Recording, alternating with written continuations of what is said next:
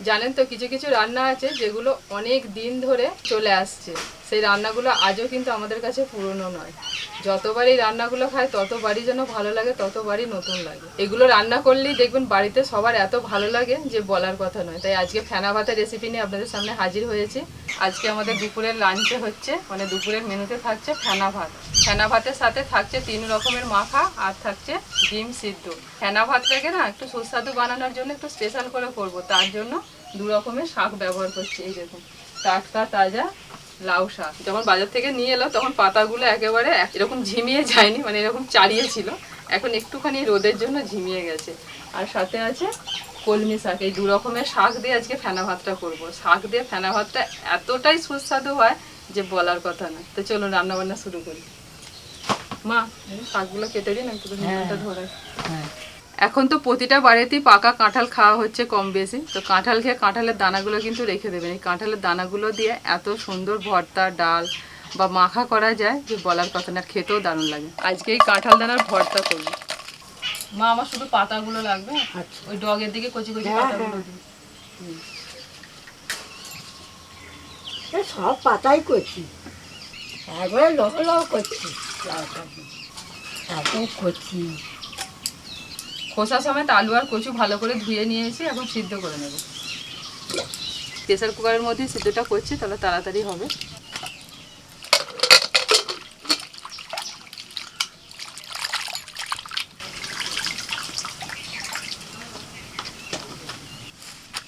কলমি শাকের বেশি ডাঁটিগুলো নেব না, শুধু এই পাতাগুলো নেব। তো মাকে একটুখানি বেছে দিচ্ছি, কুচিয়ে দেবে।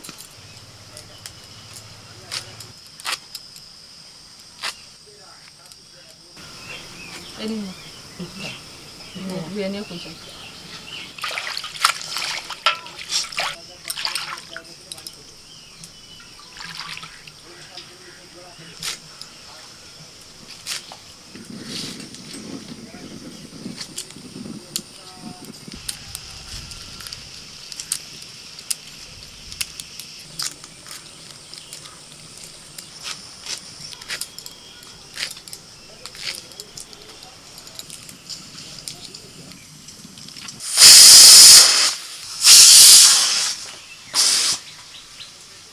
এই টাকা দানাগুলো কিছু না কিছু ছাড়িয়েছে, আমি কিছু ছাড়াবো, আর এই সাদা খোলাগুলো ছাড়িয়ে ফেলে দিতে হবে।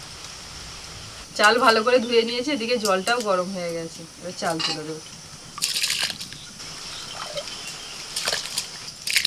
টাকা দানাগুলো ভালো করে ধুয়ে শুকনো করে নিতে হবে আগে 2 দিন, তারপরে রান্না করা যাবে। কদিন ধরেই আমরা কাঁঠাল দানা পোড়া খাচ্ছি। তোমাদের পিসিমার যেই কাঁচো ভাত হয়ে যায় অমনি পোড়া দিয়ে দেয়, আর বার করে নিয়ে আসে, বেশ মিষ্টি মিষ্টি ভালোই লাগে। কাঁঠাল দানা তো পরিষ্কারই ছিল, তাহলে আবার ধুয়ে নিলাম। হ্যাঁ গো, আলু কুচুগুলো বার করে নিয়েছো? হ্যাঁ হ্যাঁ, তাহলে প্রেসার কুকারটা আমাকে দাও, একবারে কাঁঠাল দানাগুলো অতি দিয়ে দিই। কই দাও, প্রেসার কুকারে সিদ্ধ করলে তাড়াতাড়ি হবে। হ্যাঁ,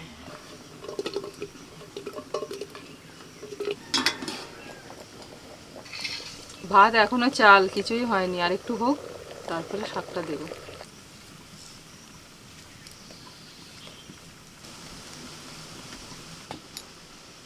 আজকে উনানটা খুব ভালো জ্বলছে, কালকে একদম জ্বলছিল না, শুধু নিভিয়ে দিচ্ছে হাওয়াতে। এই দেখুন, ভাতটা অর্ধেক হয়ে গেছে। এবার শাক দিয়ে দিচ্ছি, 2 রকমের শাক। মা, আজকে সবুজ ভাত খাবেন। অনেকদিন পরই আমাদের ফ্যান ভাত হচ্ছে। 3টে কাঁচা লঙ্কা গোটা দিয়ে দিচ্ছি, লবণ।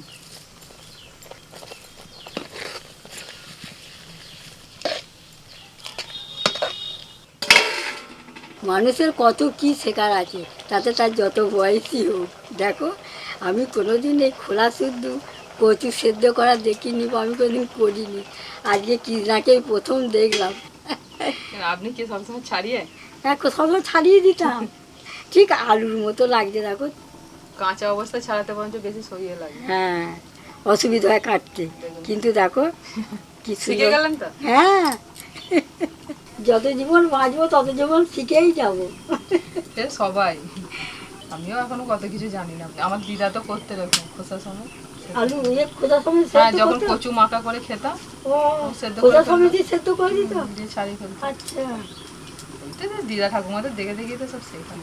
তারপরে তো ধানের ভিতরে দিয়ে দিত, বাড়িতে ধান সেদ্ধ হলে কচু দিয়ে দিত। হ্যাঁ ধান সেদ্ধ হলে ধানের ভেতর দিয়ে দিল, হ্যাঁ সিদ্ধ হয়ে গেল আলু কচু সব নিয়ে এসে মেখে দুপুরবেলা ধরুন ধান সেদ্ধ করছে দিদা, দুপুরবেলা ধরুন তরকারি করার টাইম নেই, কি করে করবে তরকারি, তখন তো একা মানুষ, দিদা মাইমা তখন ছিল না, আমি ছোট, দিয়ে কি করতো ধানের ভিতরেতে কচু আলু সব দিয়ে দিত, দিয়ে এবার ধানটা যেই সেদ্ধ হয়ে গেল ঢেলে দিল, দিয়ে আমাকে বলতো কচু আলুগুলো সব তুলে নিয়ে নুন দিয়ে তেল দিয়ে একটু লঙ্কা ভেজে মেখে ফেললাম, পেঁয়াজ পেঁয়াজ কুচিয়ে দুপুরবেলা একটু আমি যা করে দুটো ভাত রান্না করলাম, দিয়ে খাওয়া হয়ে গেল। লাস্ট আমাদের গাছের আম হয়ে গেল শেষ। এইটাই ছিল, আমার ননদ দেখতে পেয়ে গেছে, বলছে হয় দেখো একটা আম রয়েছে, ওই জন্য তোতনকে বললাম পেরে ফেলো। প্রথম ওকে যে আমি তো টক হবে, আর ছাড়িয়ে তাও কি সুন্দর মিষ্টি। মা আমটা ছাড়িয়ে ফেলুন, খাও। ছাড়িয়ে ফেলবো। আর এখন এই আমটা কাঁচা দেখো,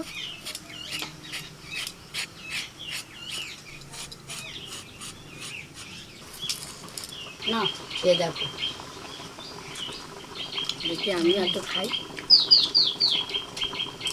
দুদিন বাড়িতে রেখে দিলে আমুটা মানে পেকে যাবে, নরম হয়ে যাবে, কিন্তু এই কাঁচা অবস্থায় খেতেও বেশ ভালো। বাড়িতে হলে পেকে যেতে জানো, গাছে ছিল বলে ওই জন্য পাকেনি। পেরে রেখে দিলে পেকে যাচ্ছে, হুম, আমার দারুণ সিস্টেম বল। কিন্তু মিষ্টি আছে। ভাতটা একটু হতে সময় লাগে, অনেকক্ষণ থেকে ভাতটা হয়, এই দেখুন এতক্ষণে হয়েছে, এবার নামিয়ে দিচ্ছি।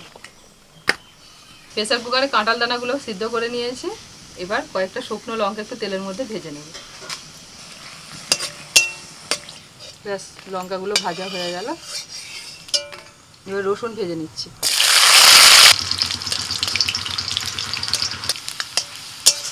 রসুনগুলো ভেজে তুলে নিচ্ছি।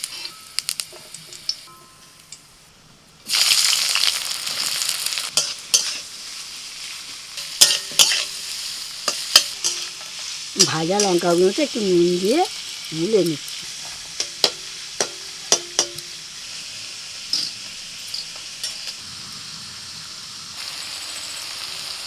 ব্যাস পেঁয়াজ ভাজা হয়ে গেল।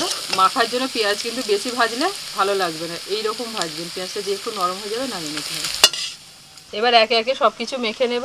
আলুটাকে ভালো করে একটু মেখে নেওয়ার পর দিয়ে দিচ্ছি পেঁয়াজ ভাজা, আর অল্প করে একটুখানি লঙ্কা ভাজা, কাঁচা লঙ্কা, লবণ। পেঁয়াজের মধ্যে একটু বেশি করে তেল দিয়েছিলাম, তাই আলাদা করে আমি আর তেল দিচ্ছি না, এতেই হয়ে যাবে।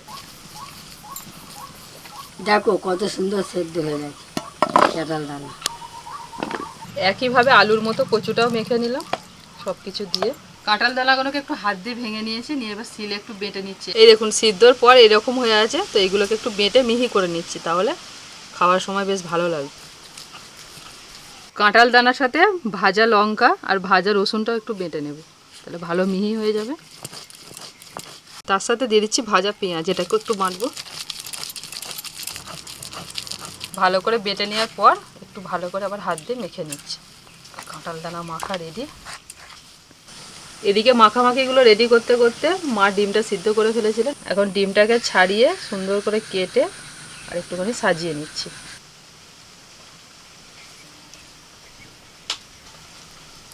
সুন্দর করে আজকে আমাদের ফেনা ভাতের থালি একদম রেডি। এই দেখুন, এটা আমি আজকে সবাইকে খেতে দিচ্ছি।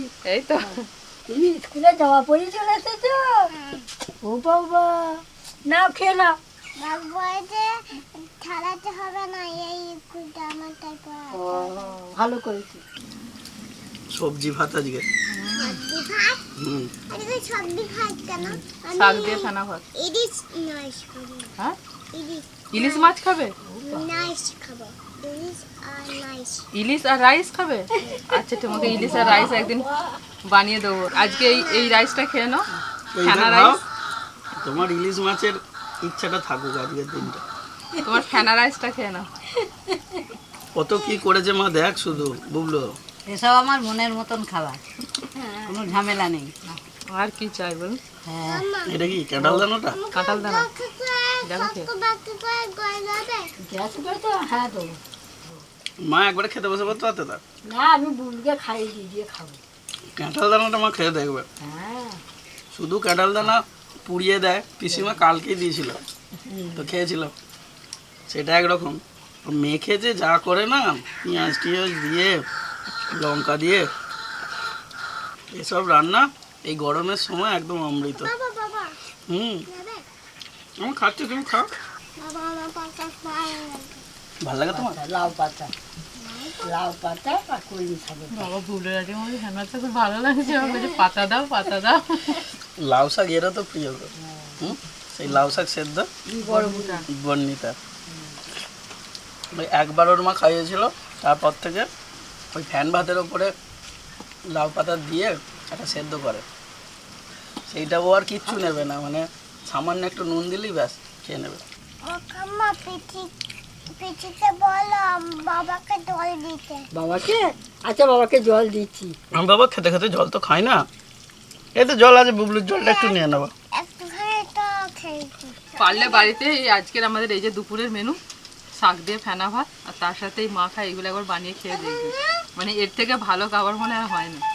খাবারের যা স্পিড আজকে না, কাউকে কিছু বলতে হচ্ছে না। তাহলে ছোটখাটো পিকনিক। ছোটখাটো পিকনিক, ক্যামেরাম্যান আজকে অ্যাডজাস্ট করতে পারছে না খাওয়ার সাথে, না হু করে সব খেয়ে নিচ্ছে আমরা।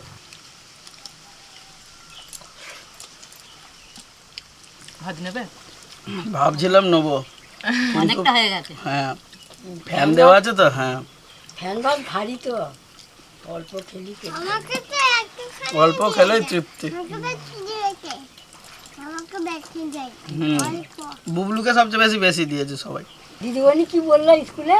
হ্যালো গো, রঙের পড়াশোনা করতে নিচ্ছে বললাম। ও হুম হুম, ভালো করে লিখেছো, পড়েছো? ওই তো বলছে ভেরি গুড, তুমি অনেক লিখেছো পড়েছো, দিদিমণি বলছে। বাহ,